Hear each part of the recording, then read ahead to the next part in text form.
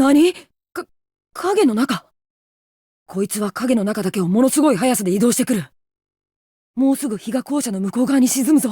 そうなったら、ゴールドエクスペリエンスで生命を与え続ければ、あの木は成長を続け、枯れ始める。手すりを壊せば、その影を変えることができる。日光の元に引きずり出せた。もっと完璧に引きずり出せば勝てる。奴が影の中に消えた。消えてる間は攻撃できない。ミスター、水に浮いてる草を調べるんだ。つけましたね、ブチャラティ。位置を言います。ボスは上、ボスは下、ボスは右、ボスは左、ボスは右上、ボスは右下、ボスは左上、ボスは左下。すぐ近くにいます。距離を取っています。遠く離れています。そこにいるのですね、ブチャラティ。先ほど渡したブローチは生命を与えています。シュートでボスにつければ、ボスの位置を知ることができます。どうしました、ブチャラティ。すぐ僕たちも塔へ向かいます。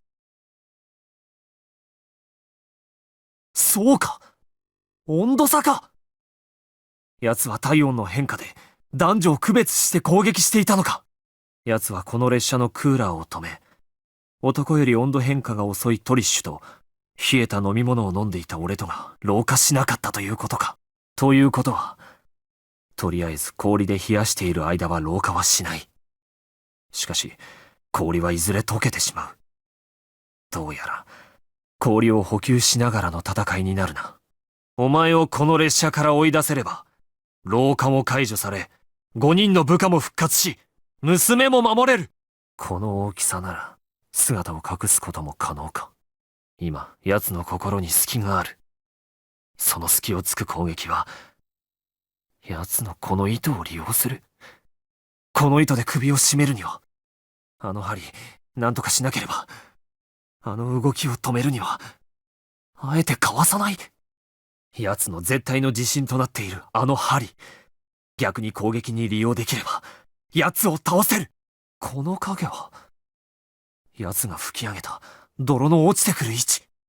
今のタイヤを破壊することで、鼓膜を破壊した。これでお前は地中では何も見えない。ジョルノ、草のスタンド能力を解除しろ。今からこいつを弾き返してぶち込んでやる。車の部品を打ち込んだぜ。これで貴様を打ち抜けば、車の部品はめり込んで走行を貫くぜ。カモーン、行くぞ。気合い入れろよ。この音、上だ。追ってきたぞ。ヘリコプターだ。あの巨大なのが殺せよ。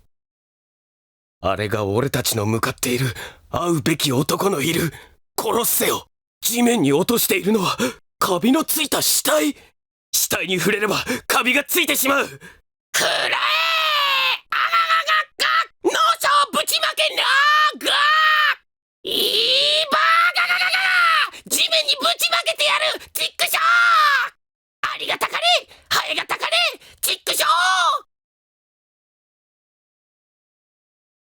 どけー、邪魔だこら。こいつに構っている暇はねえ。奴を探し出してやる。俺が小さくなっていくってことは、エアロスミスのパワーも小さくなっていくってことかよ。奴の大きさならこの中に入って姿を隠すことも可能なはず。このパイプは空のパイプ。攻撃されてもなんともないはず。テーブルの上を攻撃しようがされようが、俺にとっちゃなんともねえぜ。水たまりを調べてはいけない。ましてや水たまりを消すなんてとんでもない。水たまりを消してしまった。これで奴がもっと動きやすくなってしまった。俺の舌がおかしいぞ。喋れるが嘘しか出てこねえ。敵は水から水へはジャンプして移動しない。ジャンプできる距離はものすごく長い。敵は水の中に引きずり込んだりはしない。水たまりを攻撃すればいい。サメは植物だ。トマトの色は黒い。富士山は世界一高い山だ。水着はビキニなんだ。俺の下はスタンドだ。2+2は5だ。3×3 は8だ。俺は女だ。これ以上飛び回られたら目障りだ。水たまりは増やさせはしない。くそ、これだけは消すことができないぜ。広場の人影に紛れているな。レーダーだ。反応の大きいのが奴に違いない。何してるブチャラティ。なんだ、誰も触れてないのに石柱が砕けたぞ。こんなところになぜ蛇が。まさかジョルノが生み出したのか。ボトルを転がせばこの動きを追うはず。急いではいけない。急いだら死ぬ。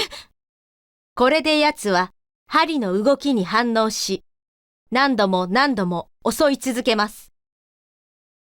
この隙にこいつをぶっ殺すのです。おお、見てるぞ見てる。8個もあるお目目でじーっと見てるぞ。ならんちゃ。ん？何か落としたな。この町の地図だ。しかもペンで道路の印がついている。こいつ間抜けか。これでお前たちの隠れ家が分かったぜ。俺のリトルフィートは縮めるときは時間がかかる。もう少し時間稼ぎが必要だ。なるほど。外で岩を砕けば、ここでも岩が砕ける。イタリア語で呼べ。イタリア語で。高級にしやがってボケが。なるほど。血の雫の数の変化で時が消し飛んだ瞬間を見分けるとは勉強したようだな。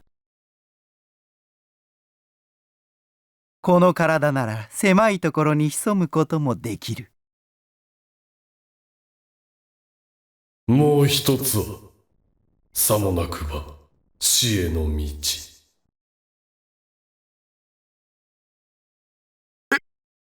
エアロスミスまでこの俺に攻撃してくるというのか。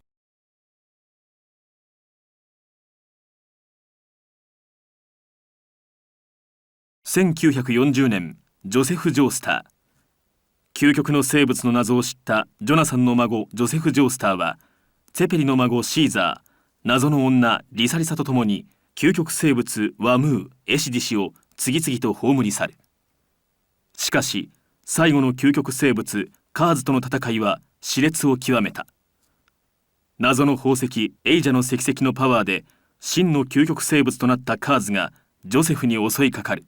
だがカーズは火山岩に吹き飛ばされ宇宙に放逐された。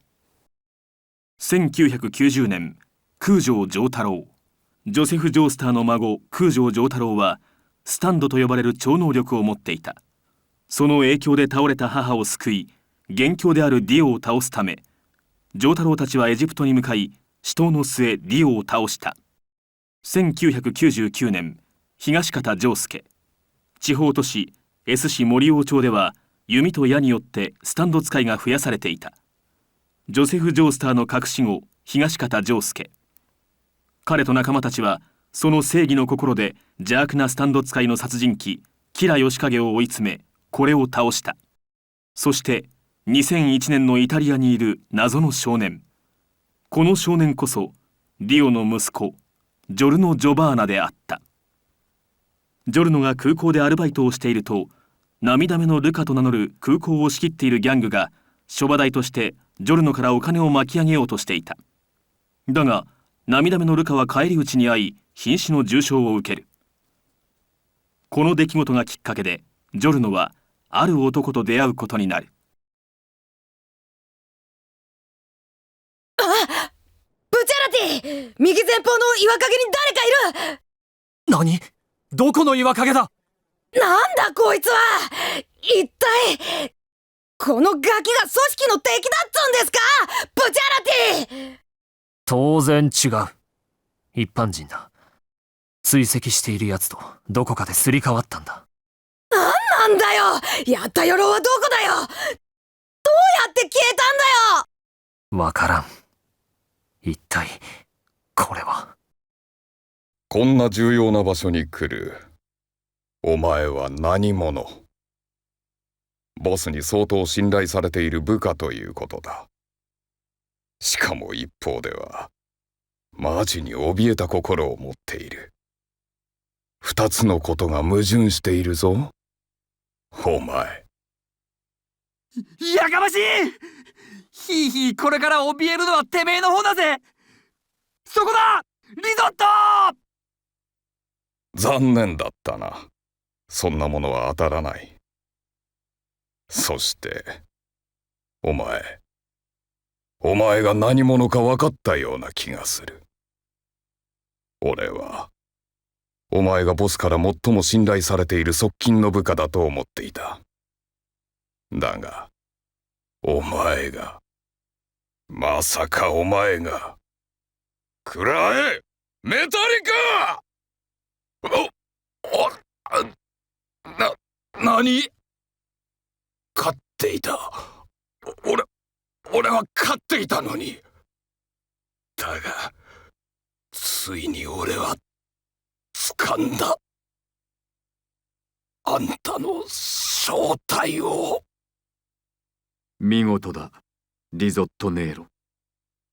誇りは失わずに命を絶った。そして私は、依然変わらぬ窮地に追われる状態というわけだ。まずいぞ。なんとかしなくては。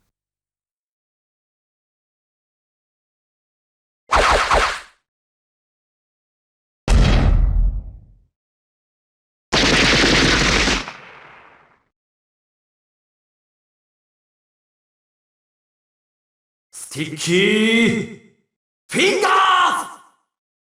ムーディーブルース！パープルヘイズ！スパイスガール！シルバーチャリオッツ！ビーチボーイ！